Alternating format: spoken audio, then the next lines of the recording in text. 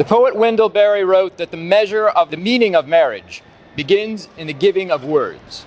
We cannot join ourselves to one another without giving our word. The words I'm about to read are special to Andrea because they capture the nature of her love for Mark. She has asked me to read this selection from a poem attributed to Roy Croft. I love you not only for what you are, but for what I am when I am with you. I love you not only for what you have made of yourself, but for the part of me that you bring out. I love you for putting your hand into my heaped up heart and passing over all the foolish, weak things that you can't help dimly seeing there, and for drawing out into the light all the beautiful belongings that no one else had looked quite far enough to find. I love you because you are helping me to make of the lumber of my life not a tavern, but a temple, out of the works of my everyday, not a reproach, but a song. I love you because you have done more than any creed could have done to make me good, and more than any fate could have done to make me happy. You have done it without a touch, without a word, without a sign. You have done it by being yourself. Mark has asked me to read sonnet number 17 by Pablo Neruda for Andrea. I do not love you as if you were salt rose or topaz, where the arrow carnations shoot off in the fire. I love you as certain dark things are to be loved, in secret, between the shadow and the soul. I love you as the plant that never blooms but carries in itself the light of hidden flowers. Thanks to your love, a certain solid fragrance risen from the earth lives darkly in my body. I love you without knowing how or when or from where. I love you straightforwardly, without complexities or pride. So I love you because I know no other way than this, where I does not exist, nor you, so close that your hand on my chest is my hand, so close that your eyes close as I fall asleep. Having offered words of love, Mark and Andrea will now offer words of commitment to each other. They ask that you please hold their words and wishes in your hearts, gather up all the love you have for them, and offer it to them in the form of silent blessings, as they recite their marriage vows. Andrea, would you please recite your vows? I betroth you to me in faith and loving kindness. I betroth you to me forever. Andrea, do you promise to honor these vows? I do. Mark, would you now recite your vows? I betroth you to me in faith and loving kindness. I betroth you to me forever. Mark, do you promise to honor these vows? I do. As the words of your vows bind you together, may the following prayers bless your union.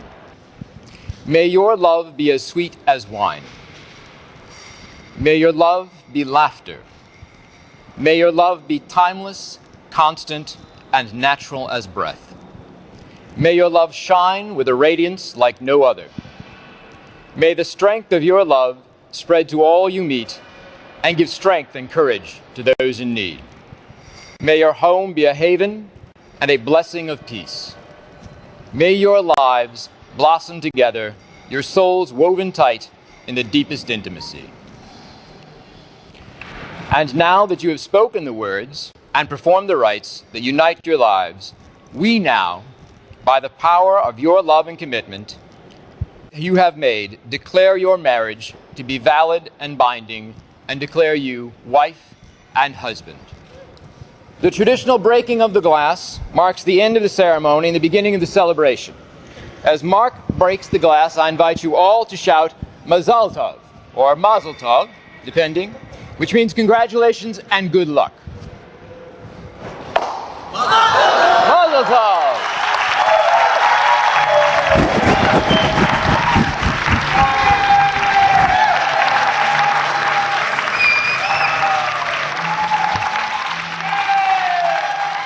Well, some of you have heard this before because I only have one toast that I know. In any event, we are very proud that we have gained a wonderful daughter into our family that goes along with our okay son. Actually, that's not true. He's really a pretty good guy. and he sure does have taste in women, I can tell you that. So in any event, we're all here to celebrate, and we are just so happy to have Andrea with us. To the couple.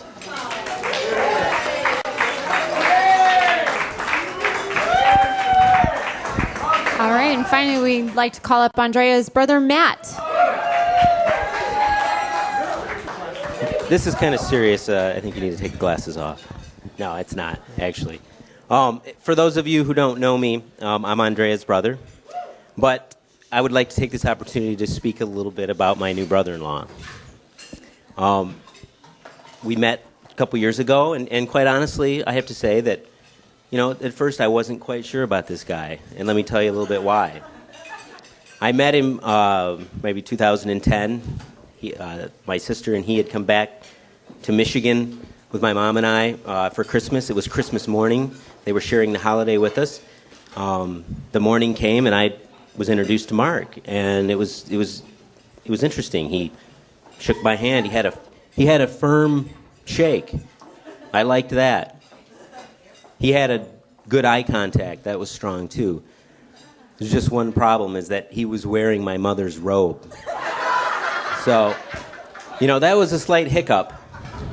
But we got over that, and then I came to realize that, and you remember that, I came to realize that Mark is a great conversationalist, and he's a skillful debater, and I really like that about him. And he never takes or lets an opportunity go to take a teachable moment. And he was telling me something he learned from his father, a phrase, a pearl of wisdom that during one of our arguments, or I should say discussions, that what is necessarily true of many isn't necessarily true of all. And he also said, what may be true of few isn't necessarily true of none. And I've taken that with me, and I actually use that phrase myself, but I think it rings true today because I think that there have been few people capable of commanding the respect of my sister like Mark has. His understated but very firm confidence and conviction has earned her respect. He's earned her trust despite the fact that she's a shrewd and very careful soul. And finally, he's captured her heart with his wit and modesty. So I have to also say that most importantly, no one has captured all of those things until Mark came along. So I ask everyone to raise their glasses for what I think is pretty much a perfect match.